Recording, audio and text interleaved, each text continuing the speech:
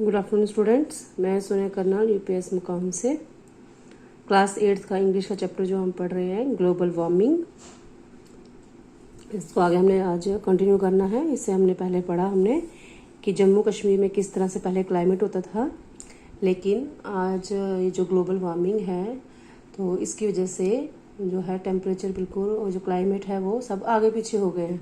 मौसम जो है वो अपने टाइम पे नहीं आते हैं। समर के टाइम पे समर नहीं होता है, विंटर के टाइम पे विंटर नहीं होता है, ठीक है। ऑटम और स्प्रिंग सीजन भी अपने टाइम पे नहीं हो गए, आगे पीछे हो गए। मतलब अब सर्दियों में जितना विंटर में जितनी पहले बर्फ़ वगैरह पड़ती थी, सर्दियाँ होती थी, अब आज से कुछ 10 साल से क्या हो गया कि ये जो है मौसम जो है वो कंटिन्यू ऐसा नहीं रह रहा है और उसका असर सीधा पड़ रहा है हमारे फसलों पे पड़ रहा है, हमारी लाइफ स्टाइल पे पड़ रहा है। तो इसके आगे हम पढ़ते हैं।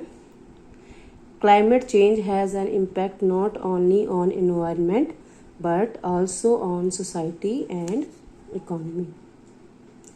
कि जो क्लाइमेट चेंज हो रहा है, ठीक है, मतलब जो मौसम जो चेंज होता है, अब देखो गर्मियां हैं, पहले गर्मियां हिसाब से पड़ती थी, ठीक है, इनका एक टाइम शेड्यूल होता था। लेकिन आजकल जो है गर्मियाँ इतनी ज़्यादा पड़ती हैं कि बर्दाश्त से बाहर हो गई है। ज़मीन जो हमारी अर्थ है वो भी इतनी जो गर्मी है वो बर्दाश्त नहीं कर पाती। बारिशें जो हैं वो अपने टाइम पे नहीं हो रही हैं। तो इसका सीधा जो असर पड़ रहा है, एक तो हमारी इन्वायरमेंट पे पड़ रहा है, ठीक है, हमारी आबो हवा पे पड़ रहा है, उस पर सिर्फ उस पर ही नहीं पड़ रहा बल्कि हमारी सोसाइटी पे पड़ रहा है और हमारी इकोनॉमी मीन्स हमारी जो इनकम है, जो हमारी कंट्री की जो है इनकम है, इंडिया की जो इनकम है उस पर भी असर पड़ रहा है, हमारी सोसाइटी पे पड़ रहा है असर और हमारे आबो हवा पे क्लाइमेट चेंज का असर पड़ रहा है। The potential consequences of climate change have been established beyond doubt at the global level, along with the fact that humans have been largely responsible for this. जो भी चीज़ें हो रही हैं, ठीक है, जो भी क्लाइमेट चेंज हो रहा है, जो ग्लोबली कुछ हमारे साथ हो रहा है, फसलें ख़राब हो रही हैं, कुछ भी हो रहा है, इसके साथ इसका जो भी रीज़न है, क्लाइमेट चेंज होने का रीज़न जो भी है वो इंसान है, ह्यूमन बींग्स हैं, हम लोग हैं। The changes in the average global temperature during the last century are larger that can be explained by natural changes alone, ठीक है। जो ग्लोबल टेम्परेचर हमारा, ठीक है, जो हमारा टेम्परेचर ग्लोबल टेम्परेचर जो चेंज हुआ है हमारा ड्यूरिंग द लास्ट 100 सालों से जो चेंज हुआ है वो जो नेचुरल चेंजेस हैं उससे अलग है, ठीक है। अपने आप जो चेंजेस होती थी वो तो अलग थी और कुछ चेंजेस जो है वो ह्यूमंस ने लाई हैं, ठीक है। सबसे बड़ा ग्लोबल वार्मिंग का जो चेंज रीज़न है वो है ह्यूमन बींग्स ने क्या है, पेड़ों की कटिंग की हुई है, फॉसिल फ्यूल जलाए हुए हैं। तो ये इससे क्या होगा, ये सीधा इम्पैक्ट डाल रहा है इसने हमारे क्लाइमेट पे। Even 11 of the last 12 years have been the hottest since the recording of temperature started in 1815. बोलते हैं लास्ट जो 12 साल हो गए हमारे, 11 of the last 12 years have been the, जो मतलब 10 सालों से क्या हो गया हुआ हमारे जो अर्थ पे सबसे ज़्यादा टेम्परेचर है, गर्मी हो गई है। किसकी वजह से हो गई है, ये ग्लोबल वार्मिंग की वजह से हो गई है। पहले ऐसा मौसम नहीं था, पहले कूल मौसम रहा करता था, गर्मियाँ अपने टाइम पे आती थी और सर्दियाँ अपने टाइम पे, ज़्यादा सर्दियाँ जितने हिसाब से पड़ती थी और गर्मियाँ भी अपने हिसाब से पड़ती थी। लेकिन आज से 10-12 साल से क्या हो रहा है, बहुत ही ज़्यादा गर्मी पड़ रही है। Climate change impacts on different sectors in the state of Jammu and Kashmir are already evident and need to be assessed scientifically for each sector, ठीक है। क्या है, climate change impacts on different sectors in the state of Jammu Kashmir की अलग अलग states पे, अलग अलग जगह पे Jammu sectors in the state of different sectors in the state of, जो जम्मू कश्मीर जो स्टेट है इसके अलग अलग सेक्टर्स पे, अलग अलग जगहों पे जो क्लाइमेट है अपना अलग अलग असर दिखा रही है। Preliminary results from the research carried out in the University of Kashmir suggested that depending upon the level of future emissions, the average temperature increase in the valley by the end of the 21st century would be between 2 and 3 degrees centigrade, ठीक है। इतना temperature हो जाता है। पहले क्या होता था, विंटर्स में माइनस जो था बहुत कम ज़्यादा जाता था और हॉटेस्ट बहुत कम होता था, मतलब हिसाब से होता था।